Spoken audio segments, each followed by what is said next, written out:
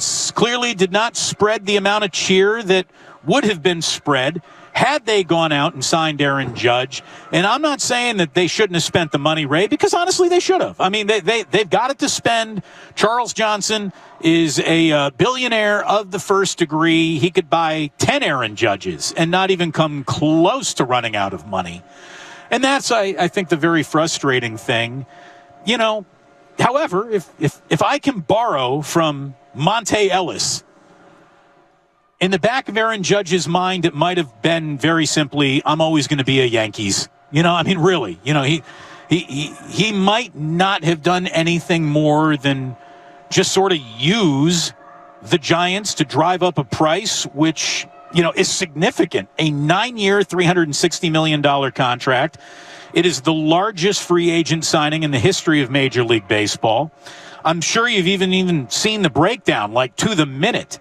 Aaron Judge is going to be making nearly $770,000 per week. Ray, it's good work if you can find it. $110,000 per day for Aaron Judge. $4,600 per hour, or $76 per minute, every minute, over the next 9 years. Well, he's earned it. And the truth is, in sports, when you reach a certain level, money really is no object. Because, I mean, Patrick Mahomes is making $45 million a year. Stephen Curry is making over $50. So this is just Aaron Judge being in that ballpark for a change. And people just sort of have to get used to the fact that when you reach that status, you get paid that much. And the fact that teams are willing to pay it means they're still making it on the back end. If fans are indeed, look, every single one of these teams is making money hand over fist because winning is no longer part and parcel of the most amount of money that you're going to make. No, I mean, the fact is the Dodgers have won one World Series since 1989, and they make more money than any other team. And they've been making more money than any other team for almost every one of those years. It's about, do you control your own stadium? Do you control the land around your own stadium? What's your local media deal? There's 100 different ways to make money that have nothing to do with wins and losses. And that's just a fact. I mean, the Warriors are not worth $7 billion because they have 4 rings. They're worth $7 billion because they have their own arena and their own ways to make money around that arena. Well, and so do the San Francisco Giants, and they're going to have more avenues of money coming in when, you know, when Charlie Johnson can stop giving money to Herschel Walker. Well, that would be nice. And by the way, great investment there, Chuck. Yeah, he's had a bad week. He really has. Good. In that regard, fantastic, if you don't mind me even saying. See, Giants fans have something to look forward to already. If you really want someone, I think, to be the most angry with, though, and a lot of people want to start the line at Farhan. And look, Farhan is a lot of things to a lot of people, and we'll explain what some of those things are real, some of those things are perception. This was Aaron Judge's decision. I mean, to say that he used the Giants and the Padres at the last minute were a cherry on top, but this was all his choice. You know, mature people are going to file it under it's just business.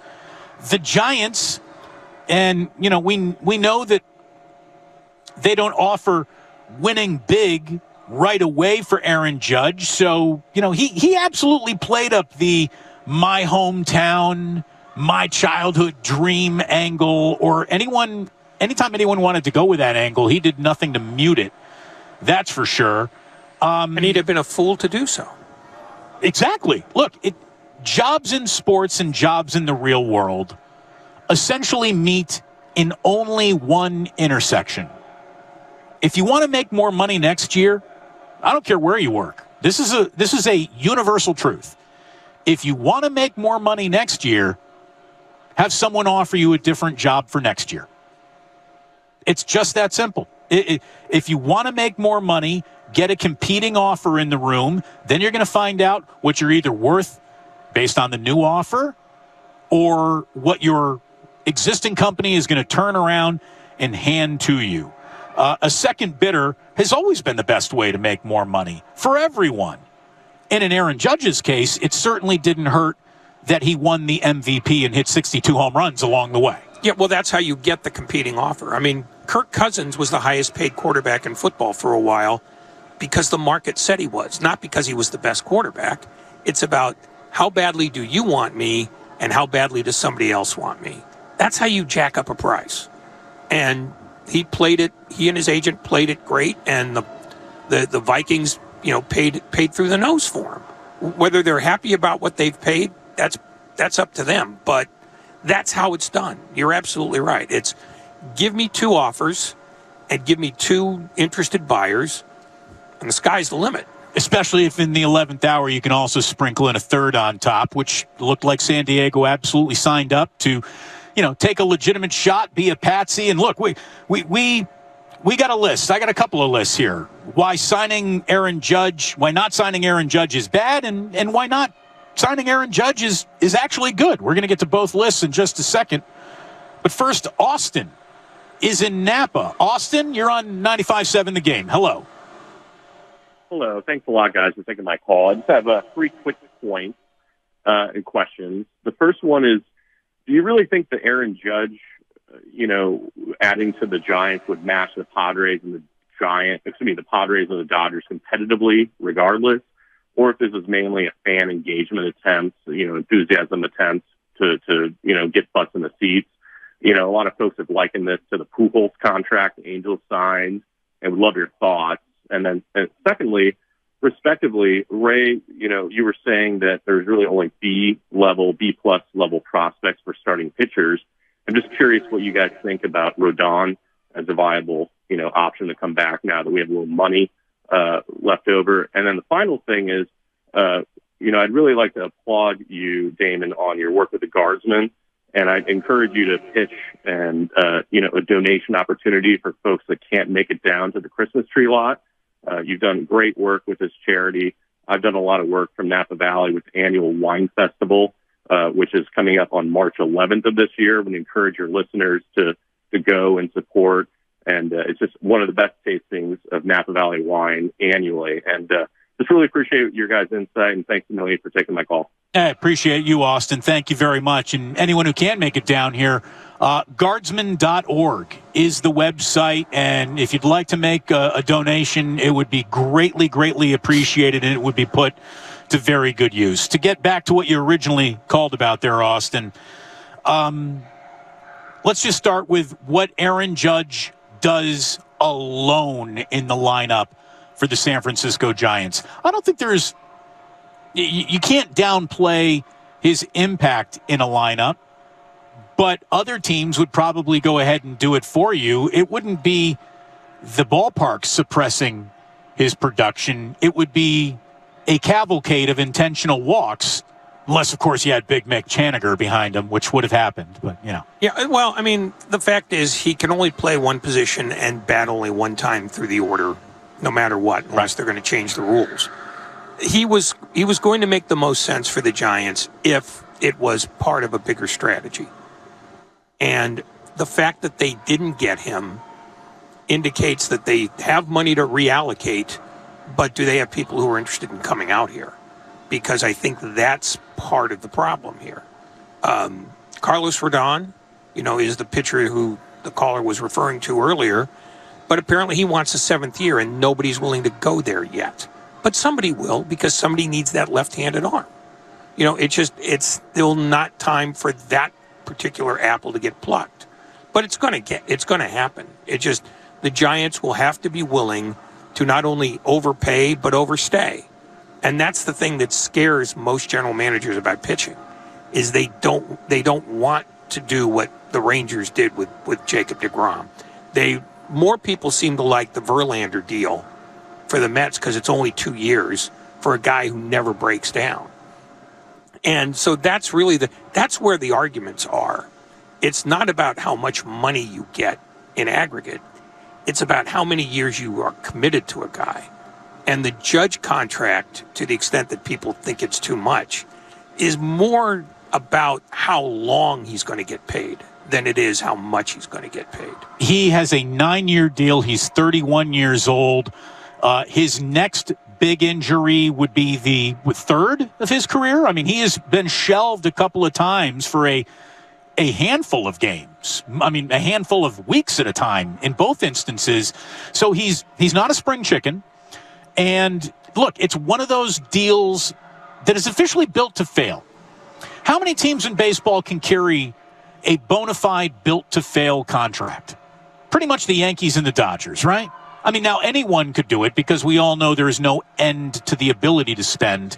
But how many teams are willing to take that on? The Padres now? I mean, look, they're eating a bad sandwich with Fernando Tatis, but that's largely through Tatis's own damage. The Phillies are willing to do it now. The Giants have shown an interest in doing it, but nobody who's interested in their brand of money. Are there other teams that would do it? We haven't seen that yet, but there are more teams this year than there were last year. I mean, the Phillies are now serious players when it comes to money. The Padres have been for a couple of years. The Dodgers actually are not this year, interestingly, because of the Trevor Bauer contract, which they were willing to go deep on, and now that's hanging on an appeal. And if Bauer wins the appeal and gets his money, all of a sudden the Dodgers are out $100 million. Yeah, they're going to swallow hard on that one. Yeah, but if they win, they don't have to pay him a dime. So all their plans for this winter are hinged on that. But right now there are 4 teams. I mean, the Red Sox used to be one of those teams. They don't seem to be that now. The Nationals were one of those teams. They're certainly not that now. And those are going to change from year to year with ownership situations changing. But the universal truths are the Yankees spend, the Dodgers spend, and over the last couple of years, the Phillies and the Padres. So which way do you want to go? Do you want my list of why not signing Aaron Judge is bad for the Giants? Or do you want the list of why it's good for the Giants? Where should we start? Dealer's choice. All right. Let's start with the bad, because I know everyone's upset and everyone wants to stay a little angry because that's fun in sports. The reason why not signing Aaron Judge is bad for the Giants is because this fan base is craving a headliner in the everyday lineup. They really, truly are. They have been since... I mean, I don't even want to say Buster Posey left, because Buster, even though he was a star for the Giants, he did not hold this gravitas over Major League Baseball where he was being talked about an awful lot in other markets. Aaron Judge comes with a level of star power rarely afforded to Major League Baseball players in modern media. I mean, think about the amount of baseball players that are either household names or recognizable on face alone. There aren't a lot. Aaron Judge is an above-the-marquee star. They missed out on that. Is it going to hurt the baseball product? Yeah. Do they have a lot more problems than Aaron Judge could just solve? Yes, they do. But he's a legitimate at-bat no matter where he is. And then beyond that, he's box office. He's gate. By not signing Aaron Judge, the Giants not only hurt their own lineup, they hurt their own pocketbooks, I think, in the long run, unless they can go ahead and through the rest of free agency and the choices that are still out there, cobble together a very good team and a winner still. But we'll get to that with the not signing Aaron Judge is good category. We're sticking with the bad. Ray, perception becomes reality. And the history of being left now at the altar of free agency, it feels like it's real. Like, this isn't just an angry fan base a couple of years in a row. There is a trend here, which I do think should concern Farhan himself and those who cut Farhan's paychecks. Can this guy really walk into a room and close a deal? I don't know. Well, how about this? There's no evidence that he has at the highest end of the dealer's table. But there is no dealer's table, but you know what I mean. Yeah, I know exactly what you mean. Here's where I get off the train there is I don't think they get left at the altar as much as they get invited into the church to sit in the front row, but they don't get to the altar. It doesn't seem like Judge was inclined to go with the Giants unless the Giants were willing to go over $400 million minimum. And even then it might not have worked because the Padres might have been doing that and he said no to them. So I'm not sure that the Giants are always the second-place team. I think they are a nice front for agents who are looking for, leverage, but I'm not convinced that they're in as many of these deals as fans think they are. So that brings me to my final point. I'm going to cut the line because you're basically That's bringing up that I bet that no, you didn't know what the line looked like. No, it's fine. You're doing great. Keep Thanks. it up. Keep it up. I can't leave early? No. I don't think now it's unreasonable to say that agents really look at the Giants not as a real option, but more like a second bidder at an auction that is going to drive up the price of that auction item. I've been involved in enough auctions to want to I've been involved in enough auctions to know what items are going to have no trouble moving and what items might need a fugazi second bidder somewhere in the room just to drive up price and interest just a little. That's a reputation nobody wants. That's a reputation no team wants. And it might now be the Giants' reputation, not even necessarily among players, but among player agents. And that's a tough place to be operating from. It is, but it's not a place where you can turn it down. Because if the Giants aren't that, then they're not in the bidding at all. And that's a much harder sell than, hey, we chased hard. If they say, no, we're tired of being used, so we're not going to get involved there, you can't go to the fan base with that. That's a far worse message than, hey, we chased it, but we weren't there at the end. The Giants, another thing why this is bad is because it feels like how about this? I don't know if the Giants necessarily went out of their way to talk up a big game about we're about to sign Aaron Judge, but they did nothing to dispel the notion that they were going to make this their top priority. So, hook or crook, it feels like this is what they told every Giant fan to get excited about, and then they didn't deliver. The final thing of why not signing Aaron Judge is bad for the Giants, their perception, their ticket sales, and all that is, look, I don't often agree with the drunk guy at Monahan's. You're often the drunk guy at Monahan's. I was until the damn pooping alarm clocks were born, and now I'm at Monahan's much less than I used to be. But I love my drunk guy at Monahan's days. I really, really do. There is always a drunk guy at Monahan's who is screaming, eventually you got to win one of these damn things. Like, I don't care how you get it done. Just get it done. Sometimes a drunk guy's right. Sometimes a drunk guy in the corner of Monahan's is right. And you just have to make it hurt to just get it done. I understand that opening Aaron Judge's money up to other players sounds like a good and healthy way to allocate funds. You could have also just gotten the damn deal done for Aaron Judge, and that would have made people probably more happy than a robust, well-rounded free agent class even would have, because fans are nuts. And sometimes you do have to appeal to the fans that are nuts. That's the difference between your attendance topping out at 22,000 or selling out the building. But here's the problem with that, at least in the Judge case. It seems, from all the anecdotal evidence, that Judge was going back to the Yankees for one last go. And they were going to go back with, here's what the Giants are offering, which is more than you guys offered. Are you still interested? And the Yankees were, which means that the Giants actually were a stalking horse. And the people who were in charge at that point were not the Giants, but the Yankees. And that when they said, we will not be outbid, that was a bit of naivete that the fans bought, because you're not in control of other people's bids. And because the Yankees had the last bid, they're the ones who had the last say. So I get why Giants say, well, you have to win one of these. Well, when the game's not in your favor, winning and losing is in control of other people. Right. And this is always an away game for the Giants. Yeah. I mean, it's maybe they could have said, okay, well, let's just give him 400 and see if that works. But if the Yankees say, okay, we'll give you 400, even though we don't want to, the Giants still lose. It's unless they are the team that gets the last bid, they're not in control of the process. And I think that that is just another element of fan frustration. Why do you need the last bid? Why don't you come with your straight-up haymaker, Godfather offer as your opening bid?